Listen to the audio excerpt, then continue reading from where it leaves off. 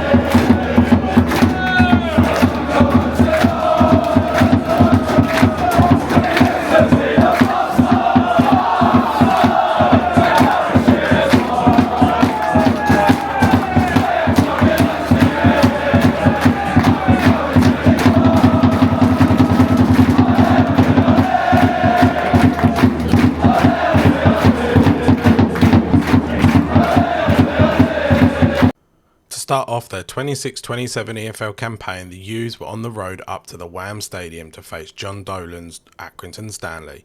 It was a different U's side from what faced Southampton in the Carabao Cup a week ago, but it was a regular 4-2-3-1 formation with the ever-present Jack Tucker alongside Sean Raggett for his Colchester EFL debut.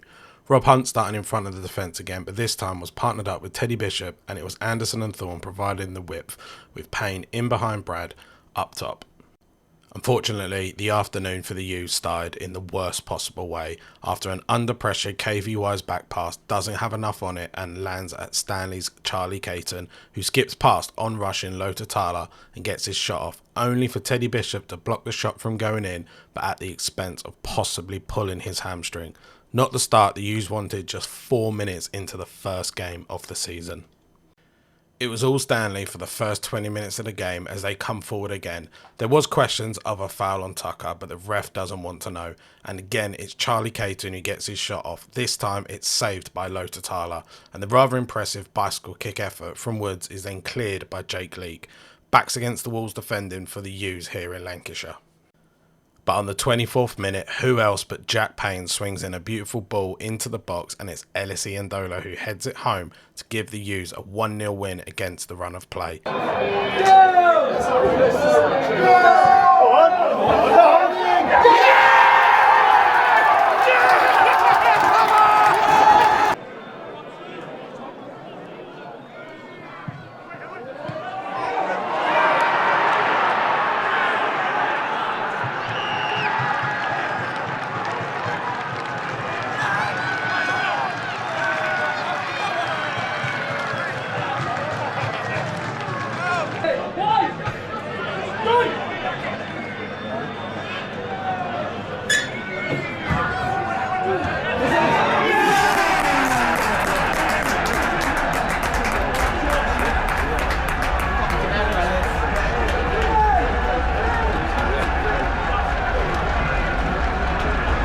Last season, Danny wanted more goals from set plays, and we've started the new trend off perfectly. Just keep the shape, lads, and don't concede.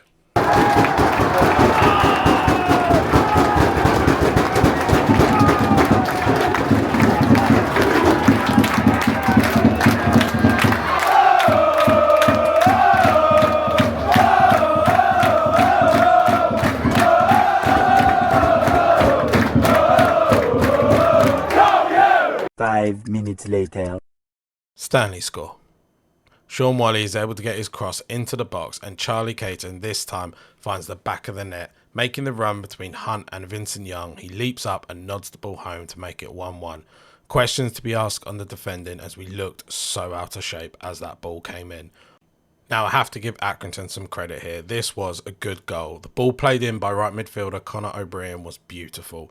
Nice amount of height and curve, and then bounced perfectly at the feet of Charlie Caton once again to put the Reds 2-1 up just before half time. There was some frustration in the Colchester camp, as at the time of this goal Jake Leake was down injured, but even though it looks like he's dislocated his shoulder, referee Elliot Swallow doesn't stop play. In the 61st minute, Rob Hunt unleashes an absolute rocket of a shot with his right foot to put the U's back level. One of the best goals you are going to see this season. A goal he 100% meant to do. After the game, I asked him did he mean that, and he actually said he wanted more height on the ball, and his first thought was, mess that up, Rob. But the U's are level and now in the driving seat.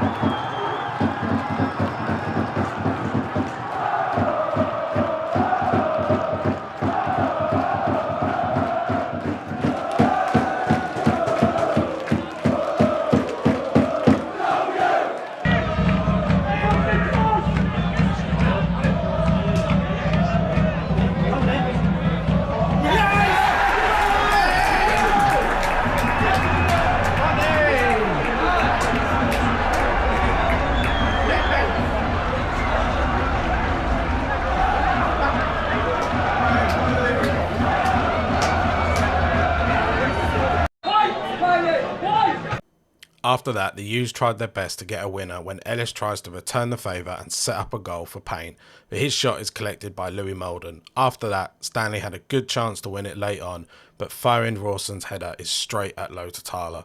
The full-time whistle goes at the Wham Stadium, and we have to share the points and head back to Essex with a draw. Now let's hear what U's manager Danny Cowley and goal scorer Ellis Iandolo have to say on the game as they spoke to David Gregory Danny, on all Colu TV. things considered this weekend, was that a really, really hard fought point? Yeah, I think so. I think when you consider the amount that went against us in the game, particularly in the first half, kind of summarised our pre-season and the challenges we've had, to be honest. To lose Teddy after 5 minutes, so frustrating. He was actually fit last week, but we decided just to hold him back and err on the side of caution. It's been he had a small strain in his groin, but then we end up getting done on the counter. He sprints back, does a brilliant job of clearing the ball almost on the line, and then just as he got the position, he got his foot and he's just felt his hamstring. So to lose him so early was tough because he's such an important player to us. And then obviously we brought Jake Leake in and Ellis into midfield. You're always trying to get the dynamic of your midfield and the balance of your midfield right, and we just felt that was the right thing to do. And Jake Leake was doing fine, and then he dislocates his shoulder just before half time in the lead up to their second goal. And yeah, it was a tough first half for us for sure. Yeah, but one positive in that first half was what we know we've got, the delivery, Jack, and then Ellis Irons. Set piece goals. Yeah, set piece goal. We worked hard at set pieces all pre-season. The timing of the movement was excellent, quality of the delivery, and a great header from Ellis. And being honest, right against the run of play because they'd started in a really aggressive way. And I don't suppose you've done much work in pre-season on Rob Hunt's second goal? Well, he works on that a lot. The vision to see the goalie off his line and dinking from 30 yards is just typical Rob. And no, it was nice for something to go for us, right? So I thought maybe a bit of fortune now, which is good. And not often Rob Hunt is top of the goal scoring list. So good on him. Yeah, and then after that, it seemed that we'd found a way into the game in that second half and much more positive and got on the ball more and asked far more questions of them than we did. Yeah, we were disappointed first half, for sure. Just to go 1-0 up and then concede 2 goals in the way that we did. They were disappointing goals for us, and particularly the one just before half time. Because when you have that much going against you and you're actually playing through, you can feel it now, that strong wind. Sometimes just to get in at half time, at 1-0 would have been good, but we didn't. We conceded, and we really had to reset. And I said to the players that after, one of the hardest things for professional football is to play poorly first half and then to reset and then find your levels in the second half. And I was proud of the boys and the way that they managed to do that. Yeah, and of course, must have a word for the supporters as well, who, like us, wouldn't have enjoyed that first half. No, kind of stuck with the boys out. They did. They always do. They would have been up 5, 6, 7 o'clock this morning to get here. And no, none of us enjoyed that first half. But second half, I think they saw a team that will never give up, will fight really hard. And these are qualities we're going to need this season because it's not always going to be easy. And yeah, I liked our response in the second half. It felt like we were in the ascendancy without ever being fluent. This is just such a hard place to go, really hard. They play with such an energy, such an aggression.